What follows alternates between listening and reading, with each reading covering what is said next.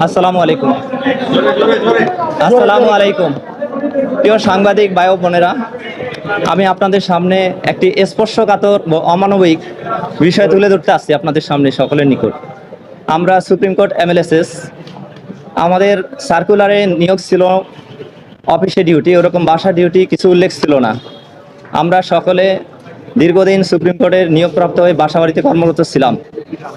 সরকার change হওয়ার পর 5 আগস্টের পর আমরা নতুন বাংলাদেশ পেয়েছি।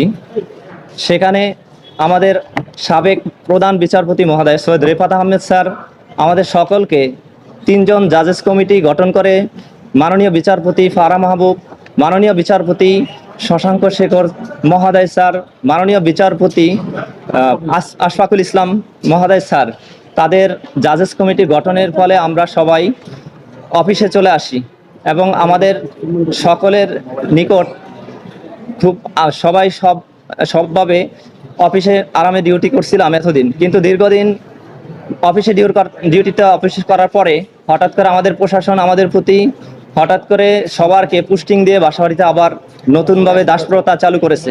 আমরা এর বিরুদ্ধে আসছি আজকে কথা বলার জন্য, কারণ আমাদের সাবেক প্রধান বিচারপতি যে আইনটা করে গেছে তাৎক্ষণিক সাথে সাথে এখন এরকম হয়ে গেল। আমরা এটা খুব দুঃখের সহিত আপনাদের কাছে আবেদন জানাচ্ছি। এবং আমাদের সাথে অনেক ভাই ও বোনেরা আছেন, এখানে সবাই উপস্থিত আছেন। তারা দীর্ঘদিন বাসাবাড়িতে ডিউটি করার কারণে সাপ্তাহিক কোনো ধরনের ছুটি পায়নি এবং ঈদের দিনও ডিউটি করা হচ্ছে, যেটা আমি নিজেই এর ভুক্তভোগী। এবং আমরা সবাই সব ছোট ফ্যামিলির সন্তান, সবাই আমাদেরও ফ্যামিলি আছে, আমরাও ছুটি সবার নিকটই প্রত্যাশা করি। কিন্তু আমরা দীর্ঘদিন বাসাবাড়িতে ডিউটি করার ফলে আমরা এই ছুটিগুলো পাইনি।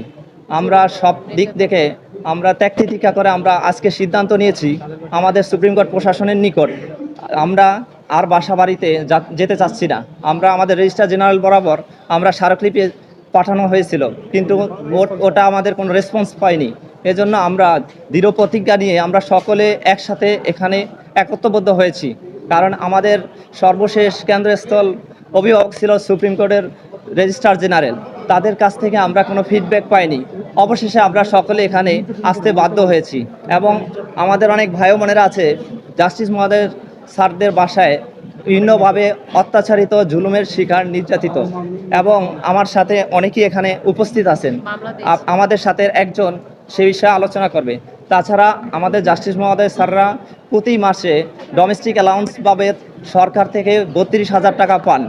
সে বাবদ আমাদের বাসায় নিয়ে কোনো বাসায় সিকিউরিটি রাখেন না, বাবরচি রাখেন না, আমাদেরকে বিভিন্নভাবে কাজ করান। এবং বাবরচির কাজ থেকে শুরু করে এভরিথিং, পরাস থেকে শুরু করে সুইপার থেকে শুরু করে একদম A to Z, যা আমরা এখানে বলার ভাষ্য নেই। এবং আপনাদের কাছে তুলে ধরার মতো আমাদের একজন বোনকে কথা বলার জন্য জিনিত আবেদন। আসসালামু আলাইকুম।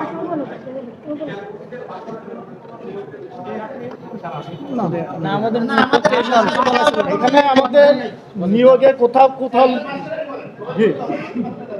এখানে আমরা যে নিয়োগ পেয়েছি বাংলাদেশ সুপ্রিম কোর্টে, এটা একটা সরকারি প্রজাতন্ত্রের চাকরি। আমরা সার্কুলার দেখে আসছি আমাদের অফিস সহায়কের কাজ। অ্যাকচুয়ালি একটা অফিস সহায়কের কাজ কি, অফিসের কাজ এক স্থান থেকে অন্য স্থানে কাজ করব আমরা, কিন্তু আমাদের ক্ষেত্রে এটা উল্টা হয়ে গেছে। ওরা বিচারপতিরা তাদের ক্ষমতার অপব্যবহার করে বিভিন্নভাবে তাদের বাসা বাড়িতে নিয়ে যায়, মানে বিভিন্ন রকম প্রলোভন দেখায় নিয়ে যায় ওদের বাসা বাড়িতে এভরিথিং কাজ A to Z, বাসা বাড়ির টয়লেট থেকে শুরু করে, মানে এগুলা বলার মতো ভাষা না। মানে যে অত্যাচার করে আমাদের উপর, আসলে আমরা নির্যাতিত। আমাদের হাইকোর্টে আমাদের দেখার মতো কোনো লোক নাই, আমাদের কথা শোনার মতো কেউ নাই। আমরা যে মানে সরকারি কর্মচারী, এটা হাইকোর্ট মনে করে না।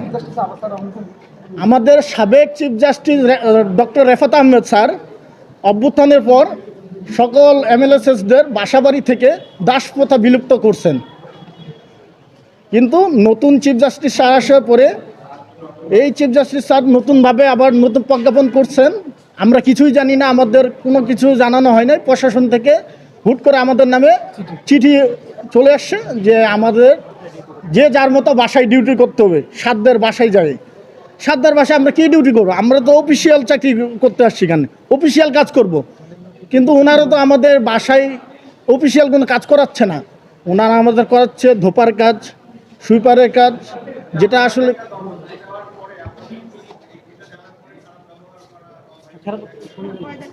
জি আমাদের প্রশাসন থেকে আমি গত কয়েকদিন আগে যে আমাদের রেজিস্ট্রার জেনারেল বরাবর একটা স্মারকলিপি জমা দিছি।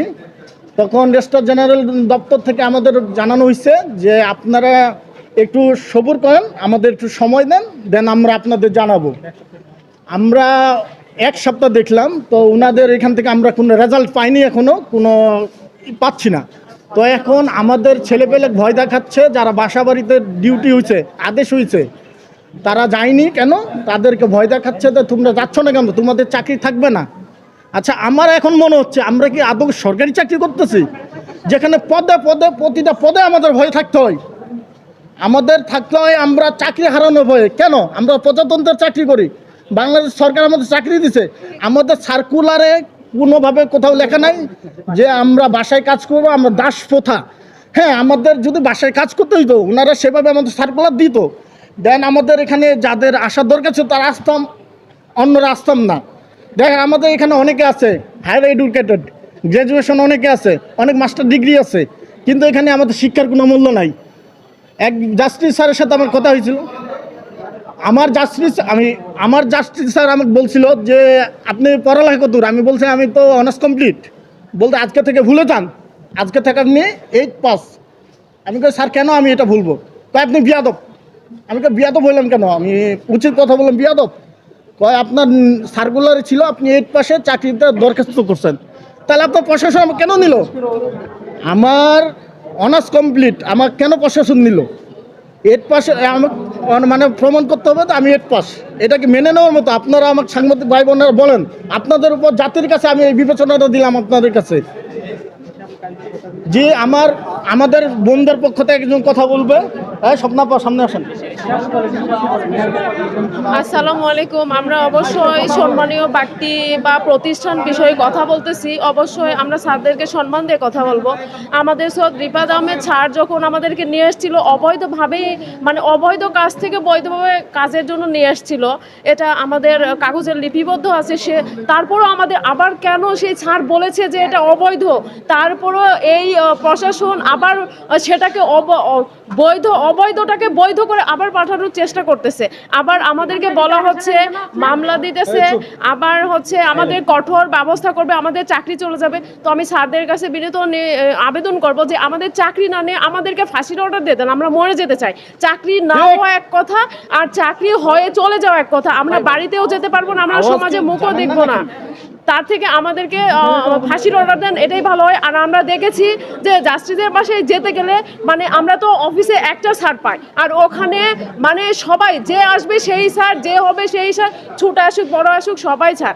আর আমরা কাজের লোকেদেরও কাজ করতে হয়। স্যারের বাসায় যারা কাজ করে বা স্যারেরা 32,000 টাকা পায় বা 34,000 টাকা পায় মন্ত্রণালয় থেকে, সেই টাকা দিয়ে লোক রাখার পরে ওই লোকেরা বসে থাকবে, ওদেরকে আমাদেরকে সম্মান করতে হবে। ওদের কথা যদি ওরা যদি যায় কিছু স্যারদের লাগায়, সেই পরিপ্রেক্ষিতে কথা বললে আমাদেরকে মামলা দেয়, আমাদেরকে জুলুমের শিকার হতে হয়।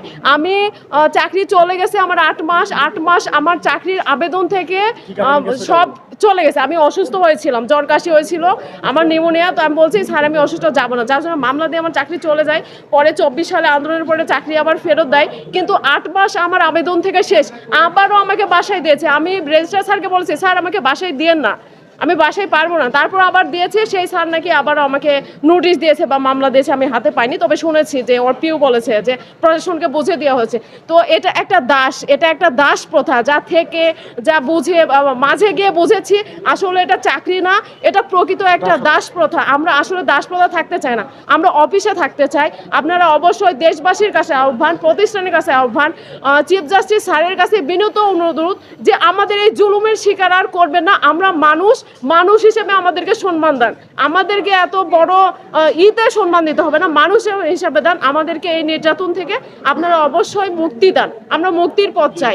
অনেকে একজন মরে গেছে, একজন বাসায় যায় মারা গেছে, ছুটি না পায়, ফাঁসি দিয়েছে, তার কত কষ্টে সে মারা গেছে, এটা সবাই জানে। এই প্রতিষ্ঠানের প্রত্যেকটা দেওয়ালে আছে একটা পিওনের দুঃখ কষ্ট, কিন্তু সেটা বলে না। আমরা সাহসকে বলেছি অবশ্যই মিডিয়ারা আপনারা আমাদের পাশে থাকবেন। এখানে 5,500 লোকের মতো অসহায় ব্যক্তি আছে যারা কাজ করতে করতে পা ভেঙে গেছে, এই হয়েছে সে হচ্ছে, অনেক আছে। আশা করি আপনারা আমাদের পাশে থাকবেন। স্যারদেরকে অনুরোধ করবো আমাদের কষ্টটা বুঝবেন, আপনারা যেহেতু মানুষ।